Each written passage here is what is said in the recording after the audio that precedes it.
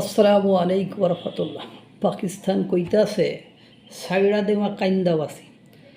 বালুচিস্তানের গদরে আত্মঘাতী হামলা।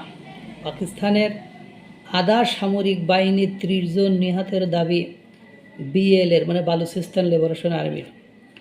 নিষিদ্ধ ঘোষিত বালোচ লিবারেশন আর্মি পাকিস্তানের বালুচিস্তানের গদর জেলার একটি পাকিস্তান কোস্ট গার্ডের শিবিরে আত্মঘাতী বোমা হামলার ঘটনার দায় স্বীকার করেছে। সংগঠনটির দাবি, এই হামলায় 30 জনেরও বেশি আধা সামরিক বাহিনীর সদস্য নিহত এবং আরও অনেকে আহত হয়েছে।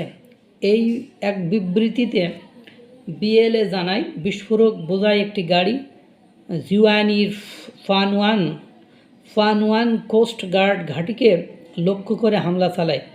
সংগঠনটি জানিয়েছে এটি ছিল একটি suicide vehicle burn improvised explosive device হামলা যা একটি সমন্বিত অভিযানের অংশ হিসেবে পরিচালিত হয়। দ্য বালুচিস্তান পোস্ট এর প্রতিবেদন অনুযায়ী বালুচিস্তান লিবারেশন আর্মির মুখপাত্র জিয়াদ বালোচ এক সরকারি বিবৃতিতে বলেন, এই শক্তিশালী বিস্ফোরণের ফলে কোস্ট গার্ডের সুরক্ষিত শিবিরটি সম্পূর্ণরূপে ধ্বংসস্তূপে পরিণত হয়েছে। বিবৃতিতে আরও বলা হয়েছে, হামলার পরপরই আমাদের সংগঠনের অগ্রবর্তী ইউনিট ফতেহ স্কোয়াড দ্রুত ও সুসংগঠিতভাবে এগিয়ে গিয়ে ধ্বংসপ্রাপ্ত শিবিরটিতে চারিদিক থেকে আক্রমণ চালায়।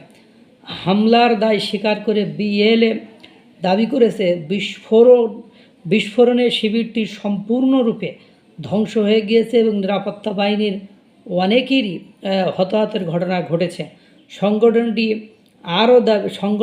আরও দাবি, পাকিস্তানের আধা সামরিক বাহিনীর 30 জনেরও বেশি সদস্য নিহত হয়েছেন এবং আরও অনেকেই গুরুতর আহত হয়েছেন। তাদের বক্তব্য, মৃতের সংখ্যা আরও বাড়তে পারে। বিএলের মুখপাত্র বলেন, আহতদের সংকটজনক অবস্থা এবং ধ্বংসস্তূপের নিচে আটকে থাকা সদস্যদের কারণে শত্রুপক্ষের হতাহতের সংখ্যা আরও বাড়ার প্রবল সম্ভাবনা রয়েছে।